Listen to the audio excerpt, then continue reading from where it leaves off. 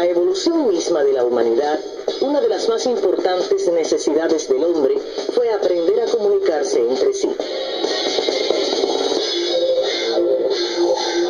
Nosotros entendemos esa urgencia y por eso hacemos ese llamado al éter desde Radio Futura 90.5. Porque en los tiempos que corren es muy necesario un SOS, señal de radio. Una forma diferente de comunicarnos. Seguimos en SOS Señal de Radio y uno de los temas que tocamos al principio del programa tenía que ver con esta nueva ley de medios que se está discutiendo en Honduras. Y obviamente una de las palabras para nosotros privilegiadas con respecto a este tema es la de Roberto Quesada, periodista, escritor y columnista. Él está exiliado en los Estados Unidos y obviamente queremos tener su pensamiento y su visión sobre esta ley de medios que se está discutiendo en su país, Honduras. Roberto, muy buenos días. Gustavo Peseta te saluda. Muy buenos días, Gustavo. Un placer saludarte, así como a todo ese inmenso auditorio que te sigue desde hace mucho tiempo. Sí, esta regulación de medios, como se le conoce también por el lado opositor, la ley Mordaza, también se le conoce así en Honduras, pues es conflictiva, no en el sentido de que no sea necesario, porque sí lo es la regulación, porque hay que estar claro que lo que está tratando de hacer este gobierno, hijo del golpe de Estado, por cierto, de Porfirio Lobo Sosa, es crear una imagen de democracia inexistente por parte de este gobierno, que solo ha acrecentado la crisis, ha tratado en lo posible de blanquear el golpe de Estado y ha dado rienda suelta a la impunidad en el país. Es un caos, así que para tratar de darle cierta vistosidad ante el entrecomillado gobierno, buscan este conflicto. La idea es que está peleando un grupo de poder contra otro grupo de poder. Desde ya, los negocios que podían tener en un supuesto triunfo de la derecha en el noviembre próximo. Entonces, en este sentido, el grupo perteneciente a Porfirio Lobo, a quien le llaman presidente, está haciendo un enfrentamiento hacia el otro grupo de poder y ha buscado un lado que es algo difícil, como lo es los espectros radiales, ¿no? Las frecuencias. En el sentido de que si hay razón, es que, Gustavo, esto en Honduras ha estado manipulado desde siempre, pues. Unas cuantas personas, empresarios, tienen cualquier cantidad de frecuencias, 75, 100 o lo que quieras. Y pues es poner una radio, tratar de poner una radio independiente o pequeña o comunitaria en Honduras, a falta de frecuencias, ya que se han acaparado, eso casi es imposible. Entonces, en ese sentido, sería importante y es necesario esa regulación. Por supuesto, como no se hace de fe, ni se hace por el bienestar del pueblo hondureño, el problema con Porfirio Lobo Sosa es que es un año electoral, estamos a 9 años de elecciones, y su candidato es el ultraderechista, un militar, Juan Orlando Hernández, el presidente del Congreso. Entonces este dúo, Lobo Hernández, lo que quieren es acaparar esa frecuencia en la brevedad posible para beneficio de ellos, para repartir entre los seguidores de ellos en el Partido Nacional a nivel nacional. O sea, no se trata a la hora de la realidad de democratizar esas frecuencias. Ese es el problema que se ve ahí. Vos sabés que en un principio, cuando nos enterábamos de esta situación que se vivía en Honduras, por un lado nos alegraba, pero por el otro lado también teníamos, entre comillas, desconfianza sobre esto, ¿no? ¿Qué jugada había, sabiendo, como dices tú, que en noviembre vienen los comicios? Esto también puede llegar a servir, no solo en lo político, con respecto al voto, sino que también a callar las voces de Libre, ¿no? Por supuesto, ese es el kit del asunto. Por un lado se reparten las frecuencias, ¿no? Uh-huh. Y por otro lado, acuérdate, están en el poder y son tan apoderados de lo que pertenece al Estado. De hecho, no es que van a comenzar, sino que ya comenzaron en disfrazadas cadenas teleradiales televisivas. Por ejemplo, el tal presidente del Congreso, con equipo de texto para dar cualquier informe, lo que está haciendo no es sino campaña política, propaganda, de manera desleal a través de los órganos del Estado. Entonces no hay duda de que todo esto es una jugada política y no tiene nada que ver con la democracia, no tiene nada que ver con la preocupación real hacia el pueblo hondureño. ¿Cómo lo están tomando desde allí, Roberto, en los Estados Unidos, ustedes exiliados? ¿Qué trabajo están haciendo con respecto a este tema? Bueno, lo que sucede es que como la jugada de alguna manera da para dudar, ¿no? Y puede engañar a uno si no es tan incauto. Por ejemplo, ahí está David Romero Elner de Radio Globo, que es defensor pues de que en alguna medida hasta del gobierno de Pepe Lobo, en el sentido de que que está de acuerdo y ha hablado mucho en defensa de que la regulación de las frecuencias, pero no lo ha puesto hasta ahí, no ha puesto el lado, no ha profundizado, no ha ido más allá, viendo qué perjudicial puede ser esto para las elecciones, especialmente para el Partido Libre, para el Partido del Pueblo. Claro. Es ahí donde David Romero Elner tiene que ahondar y no quedarse en las frías cifras que cualquiera puede darlas, ¿no? De cuántos señores son los que tienen tal y tal cantidad de frecuencias radiales. Lo importante es llegar al punto, y en este sentido puede perjudicar pues que periodistas reconocidos como David Romero Elner solo den esa parte de ese lado, ¿no? Porque tiende a la confusión de tanto del pueblo hondureño así como del pueblo en resistencia, y el mismo pueblo que está en partidos tradicionales que ya está pensando en el cambio, ¿no? Pasarse al Partido Libre. Entonces hay esa duda, ¿verdad? Y además el bombardeo que tiene los dueños de los espectros radiales actuales, los que los tienen acaparados, tienen por el otro lado un bombardeo que se llama en contra del gobierno de Lobo Sosa por lo que se conoce como la libertad de expresión, que lo que quieren imponer es la ley Mordaza, callar la verdad, etcétera, etcétera, etcétera. Ahora, ¿por qué de algunos lados en Honduras, ya lo estás diciendo, ¿no? Pero nosotros, por ejemplo, hemos hablado la semana pasada con compañeros del Libertador y por un lado lo veían muy positivamente esta ley de medios allí en Honduras.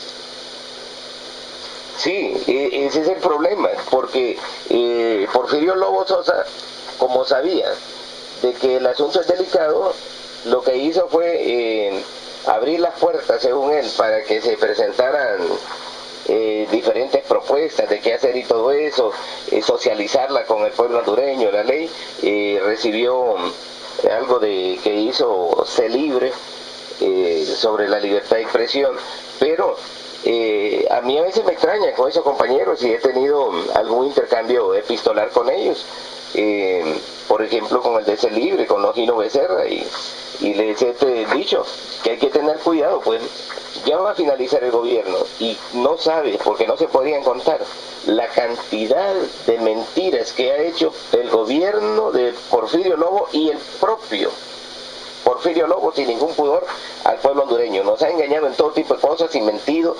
Entonces, ¿cómo es posible que a finales de ese gobierno le vas a creer que es algo positivo? Definitivamente que no puede creerse. Ese es el asunto.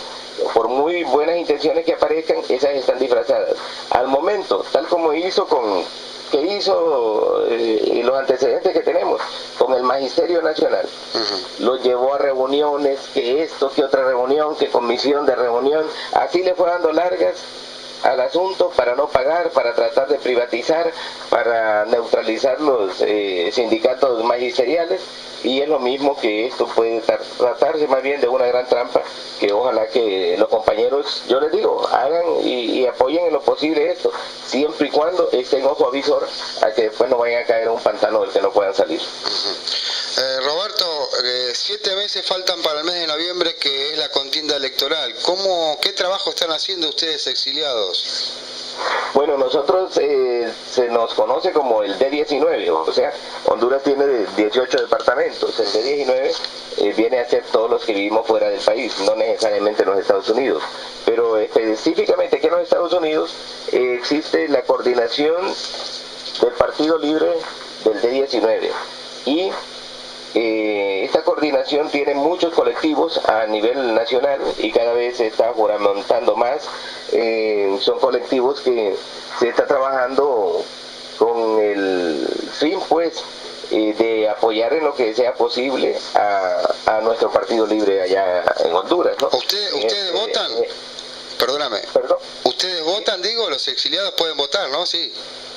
Sí, se puede votar, por supuesto, se puede votar, aunque es difícil trabajar con nuestro pueblo que ha venido al exilio económico, porque como que han perdido mucha la esperanza en la política ya de Honduras, en los partidos tradicionales, y no quieren saber de política, y muchos otros por sus condiciones educacionales los bombardean fácilmente desde allá los medios de la derecha. Entonces es bastante difícil. No obstante, siempre se buscan los caminos para llegar a ellos y poco a poco se ha ido pues consolidando una enorme cadena de hondureños que viven en el exterior, que han agarrado conciencia, ¿no?, para saber de que en Honduras urge un cambio, pero un cambio real, un cambio socialista, un cambio por una democracia auténtica.